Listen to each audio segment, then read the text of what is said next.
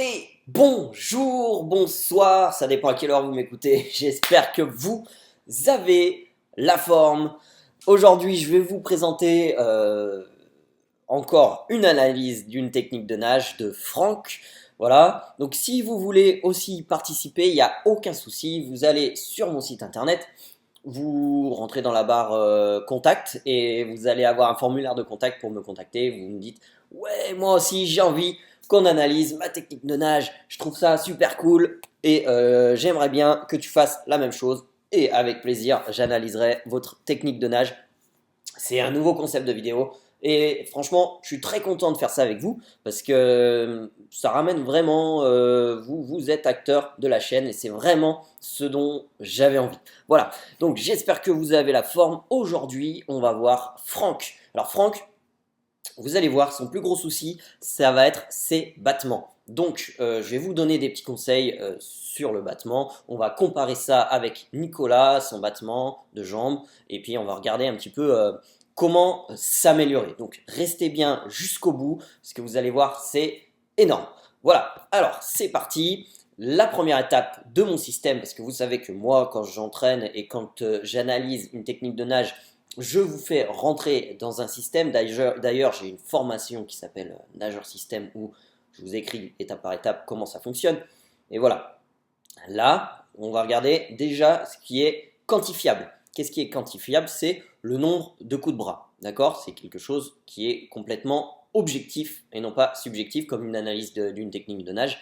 Chacun l'apprécie comme il veut. D'accord? Donc là, c'est vraiment ce qui est quantifiable, le nombre de coups de bras. Alors, on est parti. Donc j'ai un peu réduit, vous allez voir la vidéo parce que c'est sur un bassin de 50 mètres. Donc on va pas compter tous les coups de bras, hein, vous avez compris. Donc ce que je veux que vous compreniez, là, si c'est la première fois que vous voyez une vidéo avec moi, quand je parle de coups de bras, c'est un mouvement. Donc 1, 2, 3, 4, 5, 6, 7, 8, 9, 10. Voilà. Si vous refaites ça ce soir à l'entraînement ou demain ou la prochaine fois que vous allez vous entraîner, voilà. Si vous voulez compter le nombre de coups de bras, c'est ça. À chaque fois que vous mettez la main dans l'eau, ça fait 1, 2, 3. Ok? Donc ça, c'est ce qui est quantifiable. Donc, Franck, sur le 50 mètres, lui en a fait 61. 61 coups de bras. Donc le tableau que je vous donne ici, le tableau que je vous donne, c'est sur 25 mètres. Donc il va falloir doubler à chaque fois le résultat qu'on va trouver à l'intérieur. Donc ici, on a un nageur qui fait 1,80 m, donc à une envergure d'environ 1,80 m. Je ne sais pas si vous le saviez, mais quand vous ouvrez vos mains comme ça fait votre taille à 1 cm près. On n'est pas non plus à 1 cm près, on est bien d'accord. Donc, comme je vous l'expliquais juste avant, on va multiplier par 2 le chiffre. Donc ça fait que là, par exemple, c'est 24 fois 2, 48. Donc nous, on était sur un nageur qui avait fait 61 mouvements. Donc on voit qu'il y a encore quelques petites choses à travailler sur la propulsion. D'accord? Sur la propulsion. Et notamment, vous allez le voir sur les résistances à l'avancement. D'accord? Donc vous pouvez faire exactement le même exercice, vous reportez sur le tableau et vous voyez un petit peu, ça vous permet de vous situer un petit peu dans votre nage, savoir si c'est bien, pas bien, voilà. Donc maintenant on va rentrer dans l'analyse systémique, c'est ce que j'appelle l'analyse systémique. Dans mon livre gratuit que je vous offre, Apprendre le crawl facilement en 4 étapes, je vous décris 4 fondamentaux de la natation qui sont l'alignement, la respiration, la propulsion et l'endurance. Donc là-dessus, on va devoir maintenant regarder les points à améliorer. D'accord? Donc là, vous allez pouvoir, vous pouvez vous le procurer si vous voulez, c'est à télécharger. Vous avez le lien juste en bas dans la description. Et comme ça, vous allez voir un petit peu, je vous donne des conseils et vous allez pouvoir vous situer. Vous pouvez faire exactement le même travail chez vous, hein, quoi, chez vous, à la piscine. Alors, premièrement, premier point, l'alignement. Donc, là, j'ai pris cette partie-là de la vidéo. Parce que Franck a bien tourné, là, on le voit un peu dans toutes les dimensions. Voilà. Donc ici, on a un souci, et on va en parler juste après. C'est que Franck est complètement, pas complètement parce on voit pire, mais on peut voir qu'il est incliné comme ça dans l'eau. Donc là, il va y avoir d'énormes résistances à l'avancement. D'accord? Hop, donc on continue un petit peu la vidéo. Voilà. On peut voir que. On va remettre ici. On voit beaucoup mieux dans l'eau. Voilà. Donc on peut voir qu'il est penché comme ceci. Donc ça va créer d'énormes résistances à l'avancement. Alors je vais vous expliquer pourquoi. Il y a deux points pour lesquels il est comme ça. Le premier étant les jambes, je vous en ai parlé au tout début, et le deuxième, je vais vous en parler juste après. Voilà. Donc là, il faut comprendre un concept qui est la surface de mètre couple. Il y a deux grands types de forces en natation qui vont faire que vous allez nager vite ou pas. La première force, c'est ce qui freine le nageur, donc les résistances à l'avancement. Et la deuxième force, c'est ce qui propulse le nageur. D'accord? Donc c'est ces mouvements, les bras et les jambes.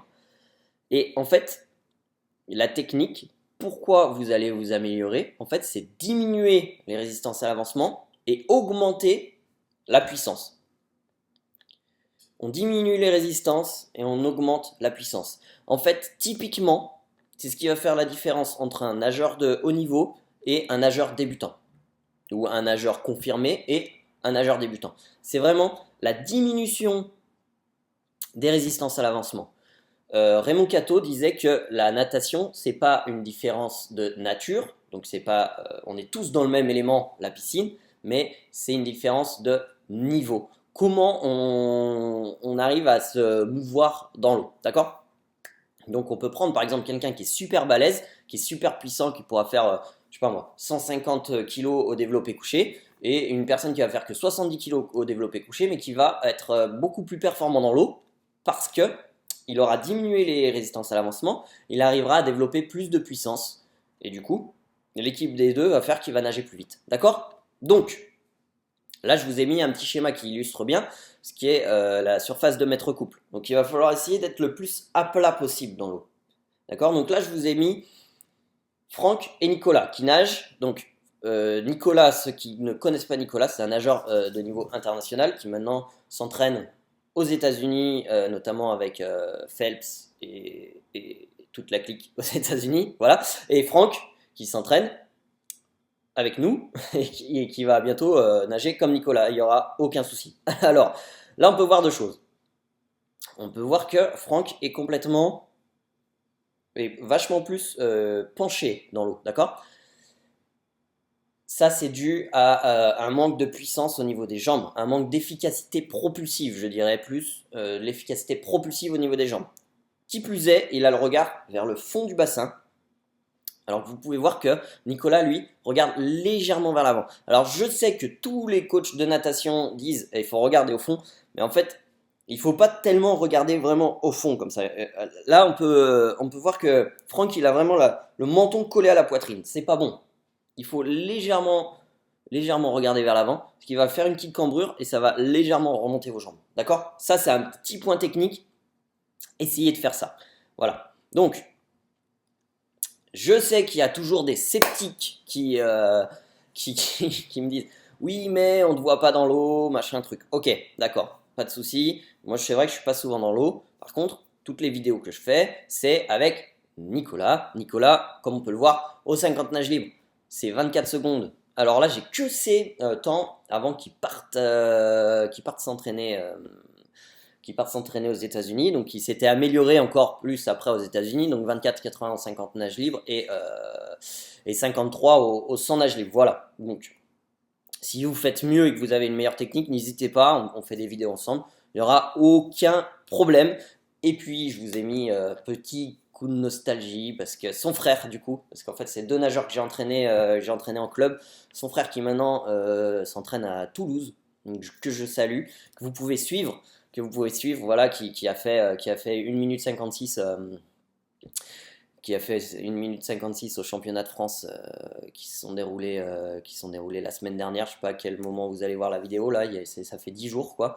Et donc voilà, donc bravo à lui, bravo Christophe. Et puis allez, au passage, je saluerai aussi Théo Théo Bussière avec qui j'ai entraîné, j'ai nagé avec son frère, voilà. Donc petit moment nostalgique. Voilà, bravo les gars, je vous suis. Et si vous voulez les suivre, alors il y en a deux, Théo Bussière et Christophe Brun. Donc voilà, deux nageurs que j'avais entraînés quand ils étaient petits. Maintenant, ils sont beaucoup plus grands. Alors, on revient à nos moutons. Donc nous y voici.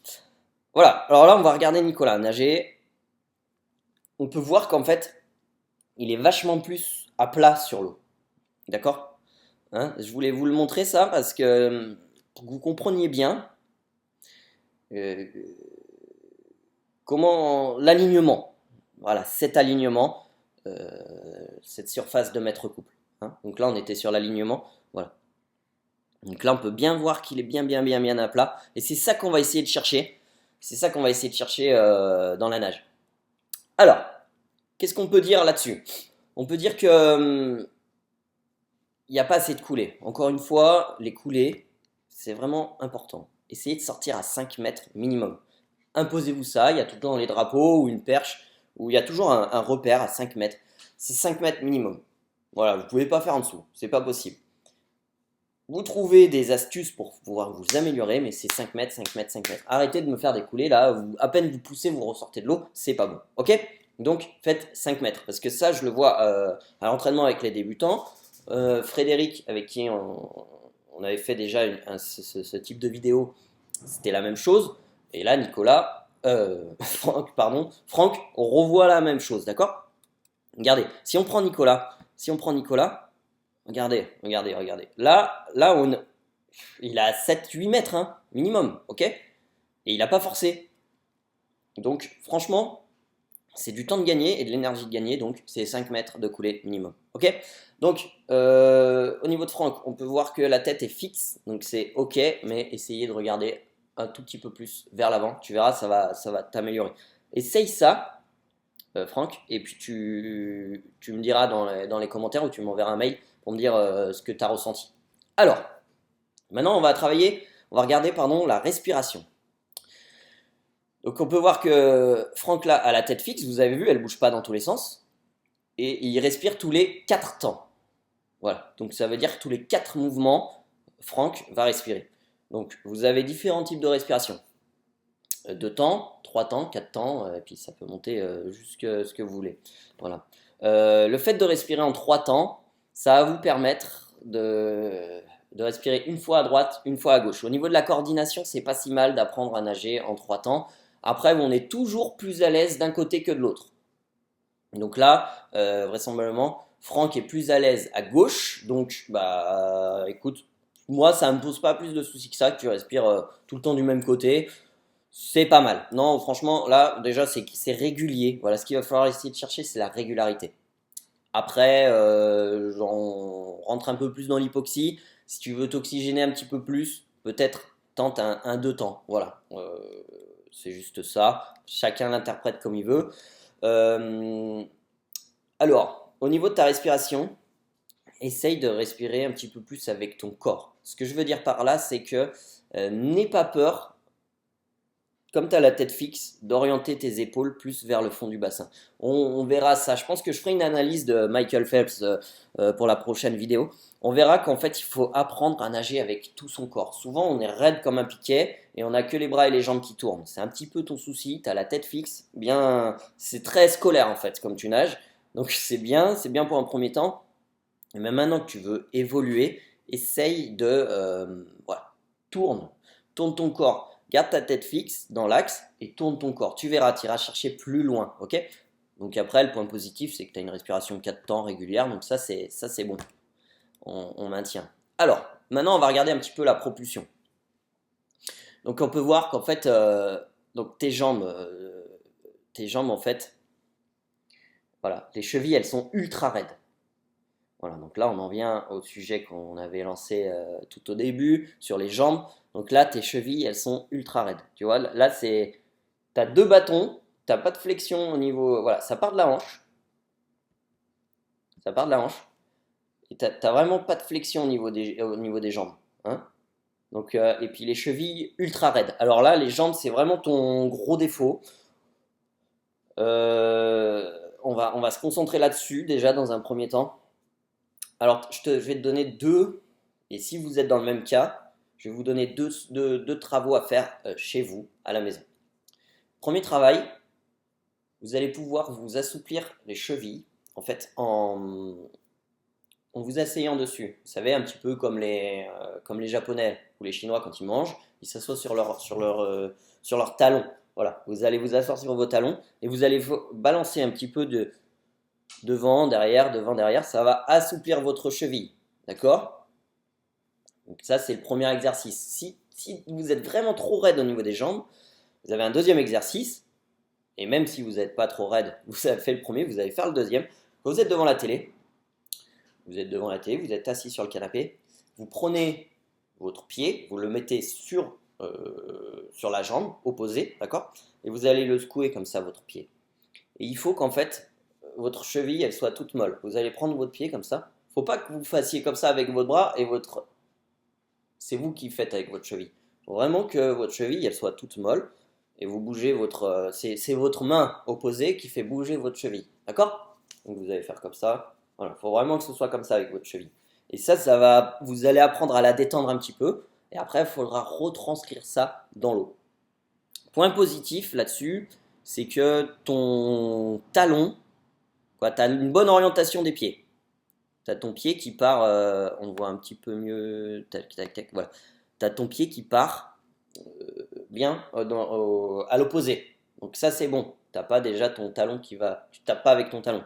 Donc tes surfaces motrices, elles sont dans la bonne orientation. Donc ça, c'est un point positif. Voilà. Donc essaye de travailler ça.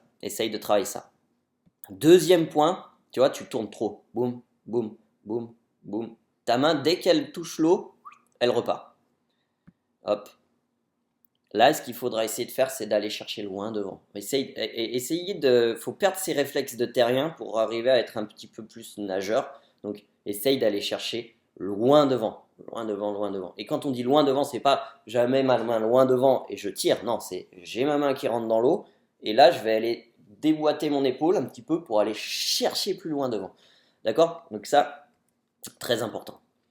Voilà, donc en fait, j'en viens à ce que je disais tout à l'heure. Les mouvements sont trop courts. Donc quand je disais trop court, c'est qu'il faut aller chercher encore plus loin devant. Et attention à ton battement de jambe. Voilà pour cette analyse. Et alors, le souci au niveau de l'endurance, donc tout ça, en fait, ça va se répercuter là-dessus. Ça fait que tu vas faire trop de mouvements, donc trop de fatigue. Essaye d'aller chercher plus loin devant et de te laisser plus glisser. Tu verras, tu vas t'économiser un petit peu de l'énergie et tu seras plus productif et donc tu nageras plus vite et plus longtemps. Voilà. Donc j'espère que cette vidéo vous aura plu. C'est vraiment un plaisir pour moi d'analyser vos styles de nage. Vraiment, je prends vraiment du plaisir à analyser votre style, à vous conseiller. J'espère que ça vous plaît. N'hésitez pas à partager cette vidéo, à me mettre un énorme like. Et si vous êtes intéressé par mon système en entier, comment vous entraîner, voilà, j'ai prévu un petit programme qui dure 2 mois où je vous donne vraiment tout, comment faire vos analyses, bref, je vous donne vraiment toute ma méthode. Donc j'ai appelé ça Nageur Système. Vous pouvez aller sur mon site ou m'envoyer un message et je vous donnerai les accès. Donc je vous expliquerai tout comment ça se passe, si ça vous intéresse, voilà. Autrement, je vous dis à très très bientôt pour une prochaine analyse. Je pense que je vais me prendre le culot d'analyser Michael Phelps. Dites-moi dans les commentaires si vous voulez qu'on analyse le style de nage de Michael Phelps. Ça me ferait vachement plaisir de faire ça avec vous, si ça vous plaît. Voilà, mettez ça en commentaire. Et moi je vous dis à très très bientôt. Allez, ciao ciao.